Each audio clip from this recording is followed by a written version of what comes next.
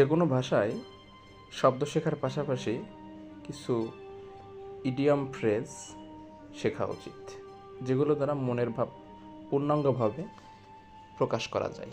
তো ঠিক সেরকমভাবে ইংরেজিতে আমরা আজকে ইডিয়ম ফ্রেজ শিখব। মেইডেন স্পিচ মানে প্রথম বক্তৃতা।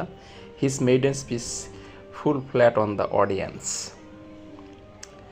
বেড অফ রোজেস, যার অর্থ সুখ স্বাচ্ছন্দ্যপূর্ণ জীবন বা ফুলশয্যা। Sentences: Many people think that life is a bed of roses. অনেক মানুষই মনে করে জীবন একটা ফুলশয্যা বা খুব আরামের একটা বিষয়। নাও অ্যান্ড দেন, মাঝে মাঝে অর্থ বোঝাতে নাও অ্যান্ড দেন ফ্রেজটি ব্যবহার করা হয়। Sentence: he comes here now and then, সে এখানে মাঝে মাঝে আসে। নাও অ্যান্ড দেন এর পরিবর্তে ওয়ার্ড হিসেবে সামটাইমসও ব্যবহার করা যায়। ডেড এগেনস্ট, তীব্র বিরোধী, কোনো কিছুর বিরুদ্ধে বোঝাতে ডেড এগেনস্ট ফ্রেজটি ব্যবহার করা হয়। Sentence: I am dead against his proposal, আমি তার প্রস্তাবের দীর্ঘ বিরোধী। অর্থাৎ কেউ কোনো প্রস্তাব বা প্রপোজাল দিয়েছে, তার দীর্ঘ বিরোধী বোঝাতে ডেড এগেনস্ট বোঝানো ব্যবহার করা হতে পারে। বেগার ডিসক্রিপশন, বর্ণনাতীত, অর্থাৎ যা ভাষায় বর্ণনা করে প্রকাশ করা যায় না।